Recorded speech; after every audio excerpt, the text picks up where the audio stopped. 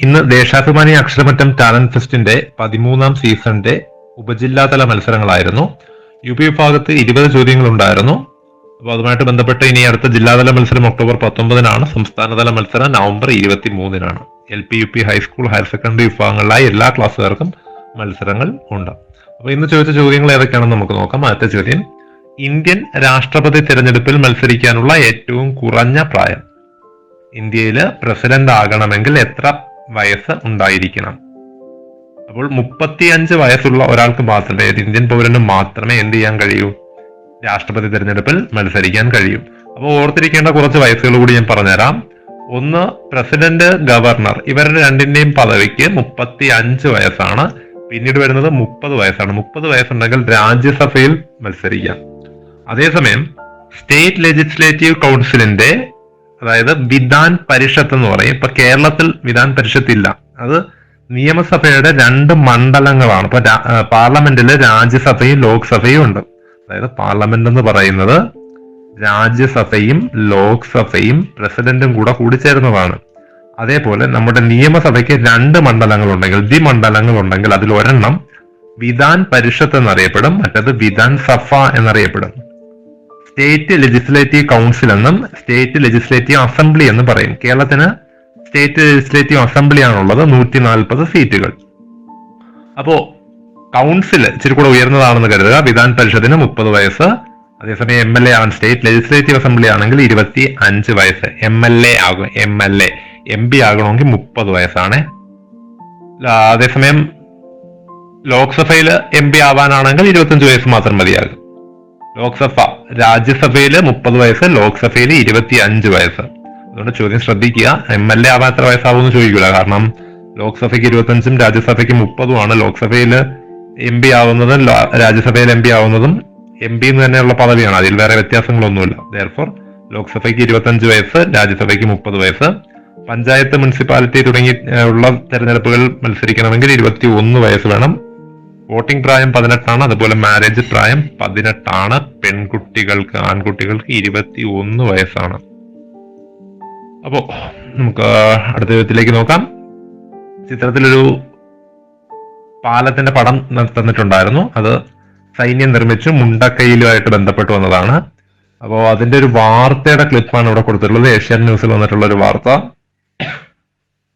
3-ാം ദിനം ബെയ്ലി പാലം സൈന്യമാണ് നിർമ്മിക്കുന്നത്. അപ്പോൾ ചോദ്യം, ഇത് ഏത് പാലമായിരുന്നു എന്നുള്ളതാണ്. ബെയ്ലി പാലമാണ്. ആരാ നിർമ്മിച്ചത്? സൈനികരാണ് നിർമ്മിച്ചത്. അടുത്തൊരു ചോദ്യം, പരീക്ഷയ്ക്ക് വേണ്ടിയല്ല, അഡീഷണൽ ടോപ്പിക്ക്. 2024 വയനാട് ജില്ലയിലെ മേപ്പാടി പഞ്ചായത്തിലാണ് ഉരുൾപൊട്ടൽ സംഭവിച്ച പ്രദേശങ്ങൾ. മേപ്പാടി പഞ്ചായത്ത്, വയനാട് ജില്ലയിലെ മേപ്പാടി പഞ്ചായത്ത്. സ്ഥലങ്ങൾ മുണ്ടക്കൈ, ചൂരൽമല, അട്ടമല, പുഞ്ചിരിമറ്റം, കുഞ്ഞോം തുടങ്ങിയ പ്രദേശങ്ങളാണ്. മറ്റൊരു ചോദ്യം ഇച്ചിരി ഡീറ്റെയിൽ ആയിട്ടുള്ള ചോദ്യമാണ്. വയനാട് ഉരുൾപൊട്ടൽ ദുരന്തത്തിൽ അകപ്പെട്ട വെള്ളാർമല സ്കൂളിലെ കുട്ടികൾ തയ്യാറാക്കിയ മാഗസിൻ മാധ്യമങ്ങളിലൂടെ നിങ്ങൾ വായിച്ചിരിക്കണം. അവിടുത്തെ സ്കൂളിലെ കുട്ടികൾ ഒരു മാഗസിൻ തയ്യാറാക്കി. വെള്ളാർമല സ്കൂളിലെ കുട്ടികൾ ഒരു കഥയോടെയാണ് മാഗസിൻ അവസാനിക്കുന്നത്. കഥയുടെ അവസാന ഭാഗത്തെ വരികൾ വായനക്കാരെ വേദനിപ്പിക്കുന്നു. കഥയിലൊരു കിളി പറയുന്നു, ഇവിടം വിട്ടു പൊയ്ക്കോ, വേഗം രക്ഷപ്പെട്ടോ, ഒരു വൻ ദുരന്തം വരാനിരിക്കുന്നു, മലവെള്ളപ്പാച്ചിലിൽ നിന്ന് ഉടൻ രക്ഷപ്പെട്ടോ. ഇങ്ങനെയാണ് ഈ കഥയിലെ ഒരു അവസാന ഭാഗത്തെ വരികൾ. അപ്പോ എന്തായിരുന്നു ആ മാഗസിന് നൽകിയിരിക്കുന്ന പേര്? വെള്ളാരം കല്ലുകൾ എന്നുള്ളതായിരുന്നു ആൻസർ. വെള്ളാരം കല്ലുകൾ. ഓക്കെ, അടുത്തൊരു ചോദ്യവും ഇതുപോലെ തന്നെ ബന്ധപ്പെട്ടതാണ്. വയനാട്ടിൽ നമ്മൾ കേട്ട വാക്കാണ് ദുരിതാശ്വാസം. ഇംഗ്ലീഷിൽ ഡിസ്ട്രസ് റിലീഫ് എന്ന് പറയും. ഡിസ്ട്രസിന്റെ സ്പെല്ലിംഗ് അവിടെ കൊടുത്തിട്ടുണ്ടായിരുന്നു. ഡിസ്ട്രസ്, ദുരിതം, ദുരന്തം, കഷ്ടപ്പാടെന്നൊക്കെയാണ് ഡിസ്ട്രസ്. റിലീഫ് ആശ്വാസം കൊടുക്കുക, ദുരന്തത്തിൽ നിന്ന് ആശ്വാസം കൊടുക്കുക. Distress relief. റിലീഫിന്റെ സ്പെല്ലിംഗ് ആണ് ചോദിച്ചത്. റിലീഫ്. അപ്പോ റിലീഫിന്റെ സ്പെല്ലിംഗ് RELIEF. റിലീഫ് എന്നുള്ളതാണ്. LIE കൂടെ വരുമ്പോൾ റിലീഫ്. അതുപോലെ ക്വസ്റ്റ്, റെക്കറന്റ് ഒരു വരുന്നില്ല, റീകറന്റ് എന്നുള്ളത് എഴുതിയേക്കാം. റെക്കറന്റ്. റെയിൻ, ഈ 7ാം ക്ലാസ്സിൽ പഠിക്കാനുള്ള വാക്കാണ്. റെയിൻ 6ാം ക്ലാസ്സിലും പഠിക്കാനുണ്ട്. റെയിൻ സോഷ്യലുമായിട്ട് ബന്ധപ്പെട്ട്. പക്ഷെ റെയിൻ്റെ അർത്ഥം റൂൾ എന്നാണ്. ഭരണം. സ്പെല്ലിംഗ് നോക്കാം. REIGN ആണ് റെയിൻ. അതേസമയം മറ്റൊരു റെയിൻ ഉണ്ട്, നമ്മുടെ മഴ, അതാർക്കും തെറ്റില്ല. സ്പെല്ലിംഗ് മറ്റൊരു നോക്കിക്കോളാം, റെയിൻ്റെ സ്പെല്ലിംഗ് നോക്കിക്കോളാം, REIGN ആണ്. റിസീവ് ലഭിക്കുക എന്നുള്ളതാണ് സ്പെല്ലിംഗ്, RECEIVE ആണ്, റിസീവ്. ഇത്തരത്തില് കുറച്ച് സ്പെല്ലിങ്ങുകൾ കൂടി പരീക്ഷയ്ക്ക് ചോദിച്ചിട്ടുണ്ടായിരുന്നു. ഇംഗ്ലീഷ് എന്ന് പറയുന്ന ടോപ്പിക്കിൽ നിന്നുണ്ടായിരുന്നു.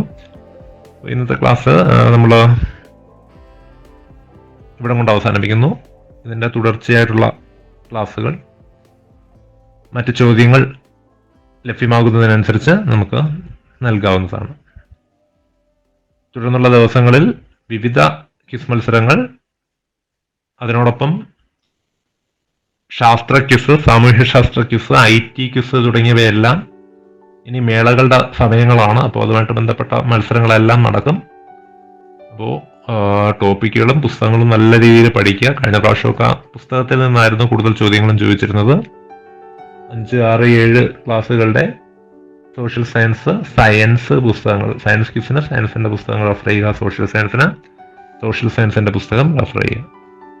അതുമായിട്ട് ബന്ധപ്പെട്ട കൂടുതൽ ചോദ്യങ്ങൾ നമ്മൾ തയ്യാറാക്കുന്നതാണ്. മൾട്ടിപ്പിൾ ചോയ്സ് ക്രമത്തിലും USS പാറ്റേണിന് വേണ്ടി 7ാം ക്ലാസ്സിനും ഈ ചോദ്യങ്ങൾ ഉണ്ടായിരിക്കും. ഇതൊക്കെ നല്ല രീതിയിൽ പഠിക്കുക. എന്തായാലും അടുത്ത വർഷം 6ാം ക്ലാസ്സുകാർക്ക്